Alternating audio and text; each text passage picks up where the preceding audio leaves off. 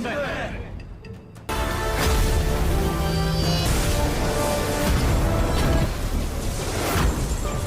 是留给年轻人吧。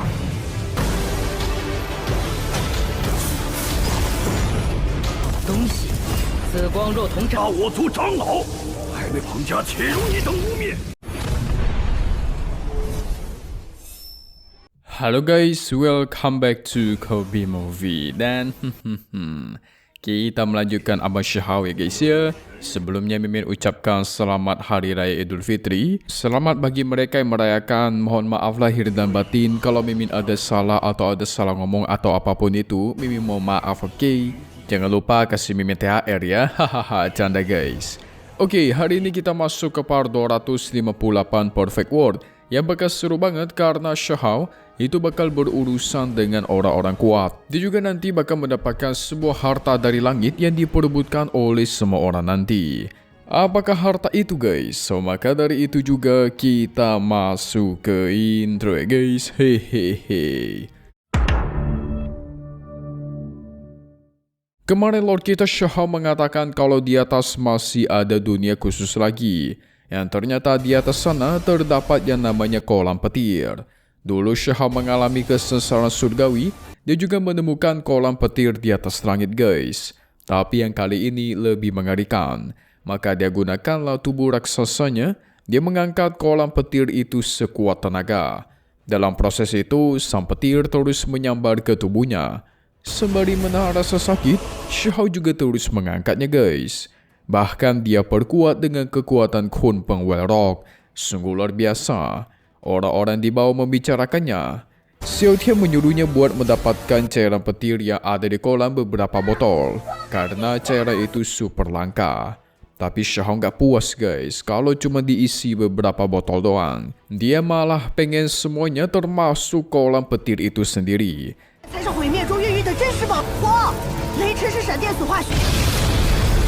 Dia hisaplah ke dalam tungku miliknya, berhasil mengambil air yang cukup banyak, tapi kolam petir tidak membiarkannya guys. Dia pecahkan tubuh raksasanya Syahau. Syahau menggunakan teknik Dewi Willow, mengikat seluruh kolam di sana dengan akarnya supaya tidak terbang menjauh. Sampai-sampai Guru Meng itu muncul mengatai Syahau ini bocah gila. Jelas-jelas kolam petir itu merupakan sumber petir dari kesesaran surgawi. Jikalau Syahau memaksa dan tidak mampu menahan kekuatannya, bisa-bisa bukan cuma tubuhnya doang yang hancur guys. Bahkan jiwanya juga ikutan hancur. Dia suruh Syahau berhenti tetapi Lord kita tidak mau. Dia lakukanlah usaha terakhirnya, menggunakan semua kekuatannya dan tuar. Kolam petir pun berhasil dia taklukkan guys, lalu dia simpan ke dalam tubuhnya.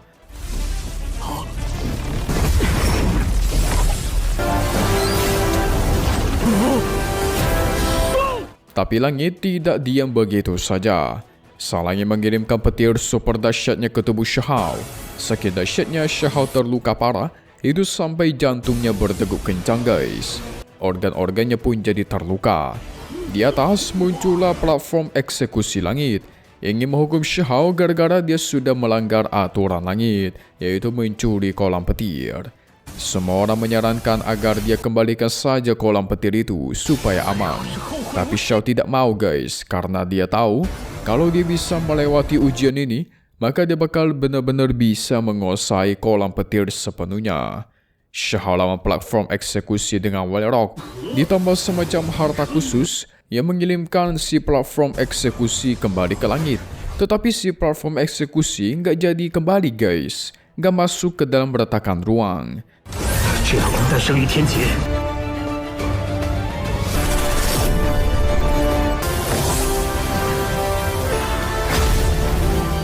Syahau langsung mengincarnya dengan mengejarnya, karena platform tersebut mengandung kekuatan aturan langit. Jika dimurnikan ke dalam tubuh dipastikan akan semakin kuat. Para murid lain pun gak mau ketinggalan guys.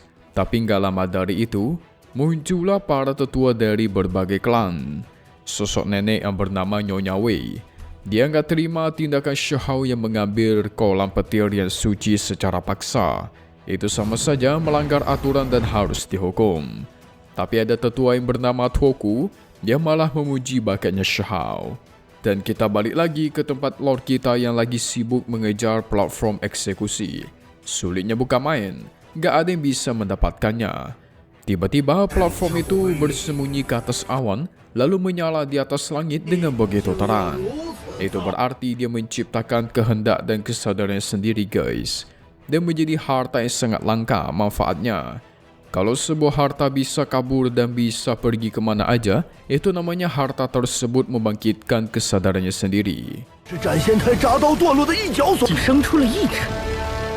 Nyonya Wei jadi tidak mau melepaskan kesempatan ini karena platform eksekusi sangat langka. Bisa digunakan buat menghabisi praktisi abadi. Dia paksa platform itu buat keluar dari persembunyian, tapi itu malah dimanfaatkan tetua Toku untuk menghisapnya ke dalam penyimpanannya guys.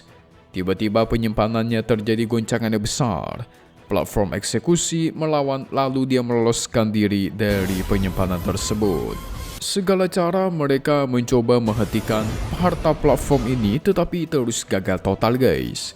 Bahkan seorang Nyonya Wei yang membentuk 3 pelindung lapisan terkuatnya pun itu juga ditembus semua hanya dalam waktu beberapa detik seperti peluru. Dahsyat banget.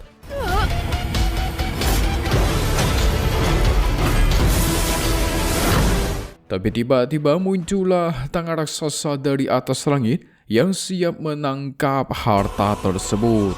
Dan tuar, tiba-tiba tangan raksasa itu dipentalkan oleh orang lain lagi. Yes, itu adalah tindakan Guru Meng Tianzheng.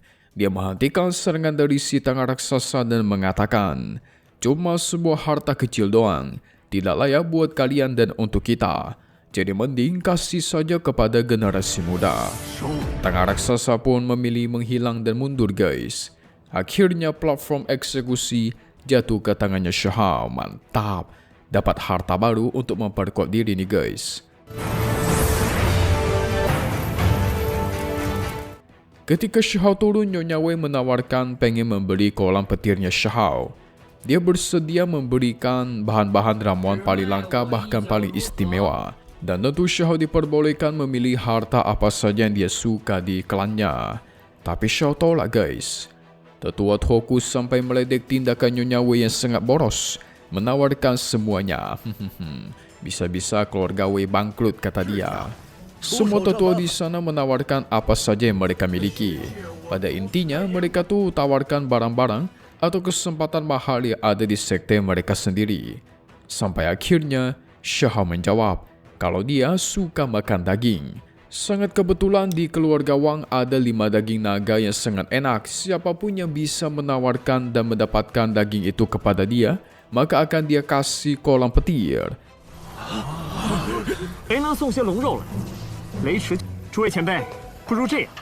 5 naga ini masuk Shahao itu adalah 5 tuan muda keluarga Wang guys. Menurut dia keluarga Wang itu udah keterlaluan. Kalau terus dibiarkan pasti bakal cari masalah lagi di masa depan. Atau mungkin saja ketika mereka perang, keluarga Wang malah mengkhianati mereka. Bisa jadi. Tapi dari langit tuar, muncullah tetua-tetua keluarga Wang yang tidak terima atas perkataan Shahao. Dia menuduh balik kalau Shahao lah yang sudah menghabisi tetua dan murid keluarga Wang mereka. Urusan mereka bakal panjang nih. Yu Sheng dan Kelinci Putih membalas guys, mereka tidak tahu malu. Melakukan semua cara buat mencelakai Shahao, tapi nggak pernah mau mengakui. Sungguh ini kumpulan para pengecut, tidak punya muka. Tetua Wang yang murka ingin bertindak guys, tapi mereka lupa Guru Meng ada di sana. Langsung dilancarkanlah serangan tangan raksasa ke para tetua kerocot tersebut. Mereka bertiga tiada apa-apanya dipentalkan sampai mencium tanah. Mampus.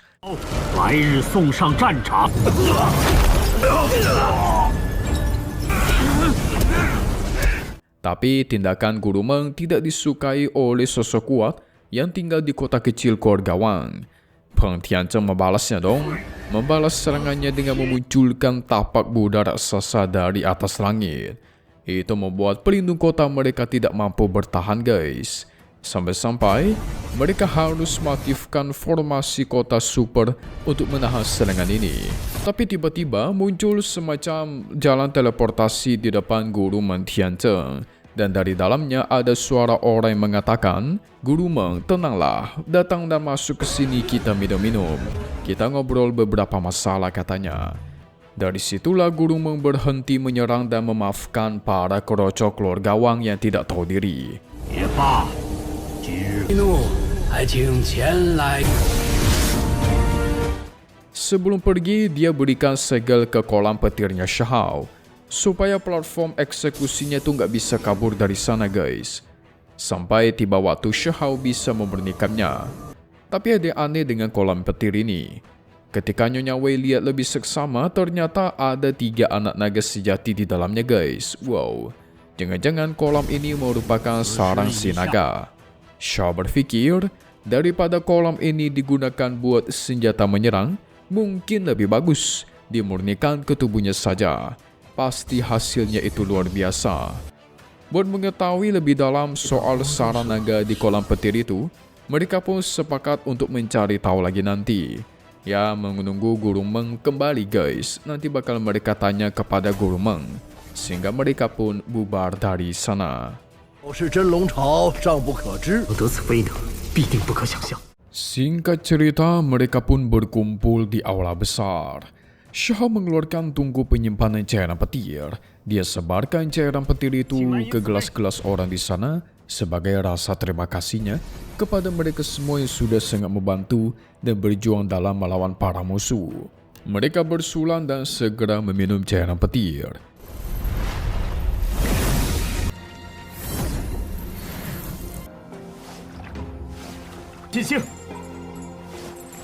Qian mengeluarkan sebuah kotak yang leluhurnya dapatkan dari negeri asing.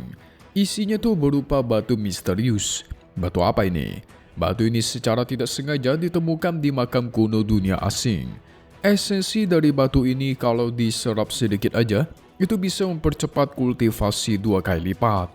Selain itu, katanya batu ini bisa digunakan untuk menyegel makhluk hidup di dalamnya sampai ribuan tahun dan tidak akan meninggal. Wah, dahsyat juga di batu aki ya. Yulong tidak mau kalah, dia juga keluarkan semacam gambar peta asing yang dia temukan di medan perang. Katanya para musuh negara asing tuh menggunakan peta ini untuk mencari sesuatu, guys. Sudah banyak praktisi atau mata-mata yang dikirimkan untuk mencari tahu soal informasi ini, tapi nggak ada yang kembali dengan selamat. Tapi yang pasti nanti bakal ada utusan yang datang buat menjelaskan lebih lanjut terkait peta misterius ini. Area yang mereka bakal tuju merupakan area Telarang Kuno namanya. Dari cerita Yulong, sudah banyak orang yang pergi ke area Telarang ini. Jadi jelas harta di dalam situ sangat luar biasa, guys. 皆对外界无动于衷。 Tapi tiba-tiba di atas langit muncullah monster raksasa. Saking besarnya itu menggoncang area di sana. Shao dan teman-temannya segera keluar. Dan apa yang mereka lihat ternyata itu sosok ayam raksasa, guys. Buset, gede banget nih. Kalau dimasak, satu kampung bisa kenyang. Hahaha. Yulong meminta maaf kalau ada salah, terutama ketika membahas area Telarang Kuno. Tampaknya monster ini tuh memiliki hubungan, guys. Shao dan Yu Sheng pun jadi tergiur, pengen memasaknya, pengen dijadikan sop ayam enak. Tapi di atas si ayam, ternyata ada tuanya, guys, yang bernama Cici. Kakek Cici bangun-bangun minta maaf dia telat, dan kakinya itu buntung satu. Dia segera turun biar gak malu, dia ceritakan kenapa kakinya bisa buntung. Itu gara-gara terluka ketika perang besar di masa lalu. Sekitar 1,5 juta tahun yang lalu. Buset, lama amat. Dan katanya orang yang melukai dia itu sangat ganas. Dan orang itu masih hidup. Wah, jadi penasaran Mimin siapa itu. Lukanya pun gak bisa disembuhkan sama sekali. Ya jadi hasilnya seperti ini. 前辈，请。 留到去当个挂件，他没死，在伤害。 Kakek Cici pun dipersilakan masuk untuk duduk. Jadi ini orang yang menjadi utusan untuk menjelaskan area Telarang, guys. Mereka penasaran apakah para praktisi dan murid yang dikirim ke area Telarang itu masih hidup ataukah tidak. Kakek Cici hanya menjawab, sayang sekali, orang yang kalian sebutkan itu semua sudah lama meninggal dunia. Sedih ya? Kakek Cici ini mempunyai tuan, guys, dan tuannya lagi mencari tempat yang sama dengan yang tertulis di petanya Yulong. Tapi sayang peta itu terpotong sedikit Gak ada lanjutannya. Kakek Cici pun bertanya siapakah orang yang lagi mengalami kesengsaraan surgawi belum lama ini sampai-sampai menciptakan harta karun luar biasa. Xiahao langsung berdiri dan mengakui kalau itu adalah dia, dan dia keluarkan kolam petir. Kakek Cici melihatnya kaget langsung mengambilnya dengan sangat cepat, dan lucunya dia pun juga mengajak Xiahao agar segera nikahi wanita dari keluarganya biar mereka jadi satu keluarga guys. Dia berjanji akan menyelamatkan Xiahao kalau terjadi kehancuran langit. Kagetlah semua teman-temannya ketika mendengarnya guys. Ngomong apa kakek ini bisa selamat dari kehancuran langit? 稳当的很呐，他们呐。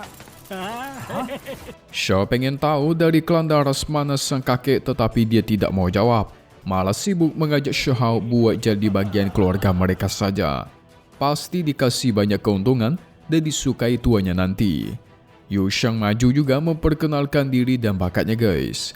Ternyata dia juga pengen dijodohi sama keluarga kakek Cici. Hahaha, ini malah nawarin diri dia nih. Tapi tujuan aslinya supaya dia bisa selamat dari kehancuran. Soalnya kakek Cici tadi mengatakan dia bisa selamat dari keruntuhan langit sekalipun alias kiamat. Maka kakek Cici suruh Xiahao buat pikir-pikir baik-baik. Atau mungkin dia bisa menyerahkan kolam petir kepada tuannya, gak bakal rugi. Tapi Xiahao gak mau guys. Karena dia belum mempelajari soal kolam ini, mana boleh dikasih begitu aja. Kakek Cici langsung marah, mengatai Xiahao yang tidak tahu apa-apa. Tapi ketika dia melihat batu asing milik Qian, si kakek dengan cepat dan panik bertanya, dari mana kau dapatkan batu itu? Dari dunia asing pastinya guys. Tapi siapakah sebenarnya kakek Cici ini? Yang bikin bingung itu klannya dari mana guys? Kenapa dia mengatakan dia bisa selamat dari keruntuhan langit alias kiamat? Kalau itu semisal benar berarti bukan kaleng-kaleng, bukan klan biasa nih. So mari kita lihat ke spoiler untuk part 259 yang bakal rilis lagi secepatnya di minggu depan, oke? Oke. Jadi guys, nanti kita semua bakal melihat. Si kakek bakal jelasin soal batu asing milik Qian. Itu sampai membuat semua orang kaget. Tapi nanti bakal muncul serangan lagi guys, entah dari mana itu. Entah di tempat Xiahao atau bukan, tapi serangannya skalanya itu besar banget. Nanti Xiahao kita juga bakal dikasih batu merah oleh Guru Meng yang pastinya bukan batu biasa. Nah, perang bakal berlanjut. Ada satu sosok musuh bebuyutan Xiahao yang bakal muncul lagi untuk balas dendam guys. Siapa dia hayo? Yang kemarin sempat kalah itu dari dunia asing. Gak terima dia kalah dari Lord kita. Hahaha. Mimi lupa pula namanya siapa ya kan? Oke, kalian komen di bawah kalau tahu. Yang pasti cuma di sini ya guys ya, Kobe Movie. Thank you buat kalian sudah nonton dan selalu support channel Mimin. Semoga kalian semua sehat selalu. Mimin pamit undur diri dulu. Kita bakal ketemu lagi di video-video selanjutnya. Oke kalau gitu, see you guys.